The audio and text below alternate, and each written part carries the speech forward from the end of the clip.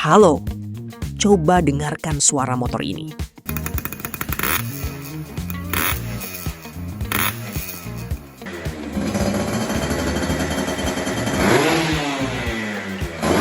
Bagi sebagian besar dari kita, lengkingan ini adalah simfoni mekanis. Wangi pembakaran oli samping adalah nostalgia murni yang memompa adrenalin. Mesin 2 tak bukan sekedar alat transportasi di Indonesia. Ia adalah kultur, warisan kecepatan, dan monumen sejarah mekanik roda 2. Namun, sejarah mekanik saat ini sedang bertabrakan dengan realitas regulasi global. Ada sebuah bayangan gelap yang perlahan tapi pasti merayap ke garasi Anda. Target net zero emission atau emisi nol bersih. Saat ini, beredar spekulasi liar dan rumor di berbagai forum bahwa motor 2 tak akan dilarang total mengaspal, dimusnahkan dari jalan raya. Apakah ini sekedar kepanikan massal atau realitas yang sedang dieksekusi secara diam-diam? Jangan telan mentah-mentah rumor yang beredar.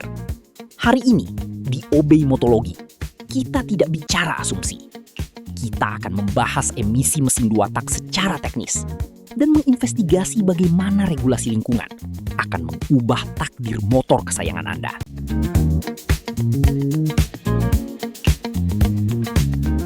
Untuk memahami mengapa mesin 2 tak menjadi target utama para pembuat regulasi, kita harus melihat pada arsitektur dasarnya. Mengapa ia begitu dibenci oleh instrumen uji emisi? Jawabannya terletak pada proses pembilasan. Pada mesin 4 tak konvensional, setiap siklus masuknya bahan bakar, kompresi, pembakaran, dan pembuangan memiliki fasenya masing-masing yang terpisah oleh pergerakan mekanis klem. Sangat presisi, sangat bersih. Sebaliknya, arsitektur 2 tak adalah tentang efisiensi langkah, bukan efisiensi bahan bakar. Ia menyelesaikan seluruh proses tersebut hanya dalam satu putaran kruk as. Kelemahan fatal dari desain ini terjadi ketika piston bergerak turun. Port transfer atau saluran bilas yang membawa bahan bakar segar terbuka hampir bersamaan dengan port exhaust. Secara hukum fisika fluida, sebagian dari campuran bahan bakar segar dan oli samping yang belum sempat terbakar akan langsung ikut terbuang keluar melalui knalpot. Inilah realitas mekanisnya. Sisa bahan bakar mentah ini menghasilkan lonjakan angka hidrokarbon dan karbon monoksida yang masif di udara. Dari kacamata engineering performa, ini adalah mahakarya power to weight ratio. Tapi dari kacamata regulasi NZE, arsitektur ini adalah mimpi buruk.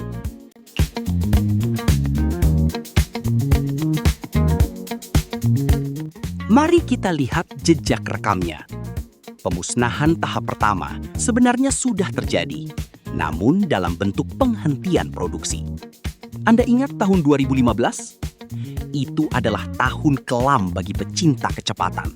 Ketika Kawasaki akhirnya harus menghentikan produksi Ninja 150. Alasannya jelas, standar emisi Euro 3. Pabrikan sudah mencoba berbagai rekayasa mekanis. Mereka memasang catalytic converter super besar di perut knalpot. Mereka menyuntikkan sistem induksi udara sekunder seperti super kips yang dikalibrasi ulang. Tapi semuanya hanyalah kompromi.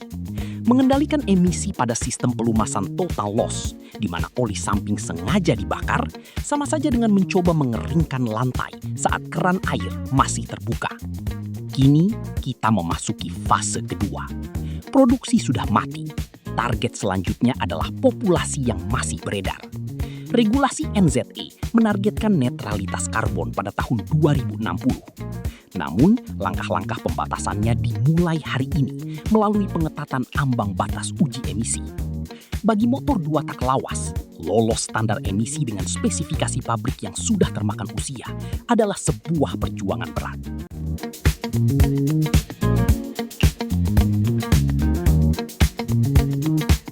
Sekarang kita masuk ke pertanyaan utamanya.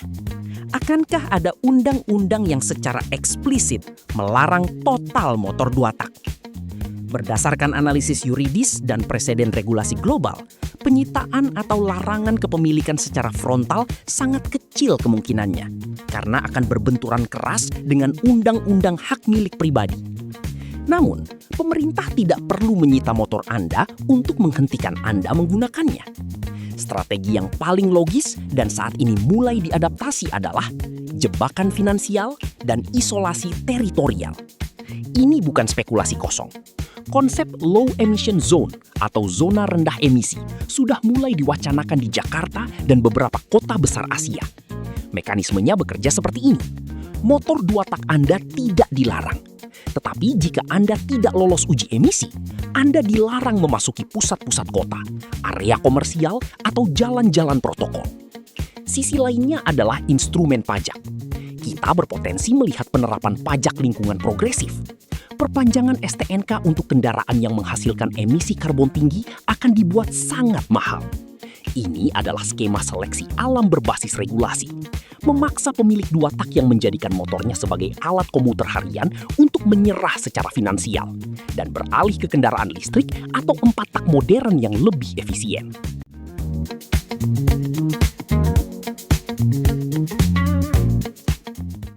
Jadi, di mana posisi kita sekarang? Apakah kiamat 2 tak akan terjadi? Realitasnya, arsitektur 2 tak tidak akan musnah, tetapi statusnya akan berubah secara drastis. Era di mana Anda bisa menggunakan F1 ZR atau RX King yang berasap tebal untuk membeli gorengan atau menembus kemacetan harian akan segera berakhir, tercekik oleh infrastruktur regulasi emisi. Motor 2 tak akan berevolusi statusnya dari kendaraan komuter menjadi barang koleksi eksklusif. Ia akan bernasib sama seperti kuda. Dulunya adalah alat transportasi utama, kini menjadi hobi mahal untuk akhir pekan dan jalur khusus. Tugas Anda sebagai pemilik saat ini adalah melakukan presisi mekanis. Pastikan sistem pembakaran Anda sempurna, kalibrasi jetting karburator seakurat mungkin. Gunakan oli samping low smoke berkualitas tinggi dan rawat motor Anda agar memiliki rasio pembakaran seefisien mungkin. Net zero emission bukanlah sebuah ilusi. Ia adalah gelombang besar yang tak bisa dihentikan. Beradaptasilah dengan cerdas.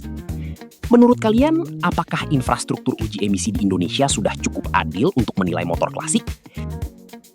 Sampaikan opini analitis kalian di kolom komentar. Jangan lupa subscribe OB Motologi. Sampai jumpa di video selanjutnya. Bye!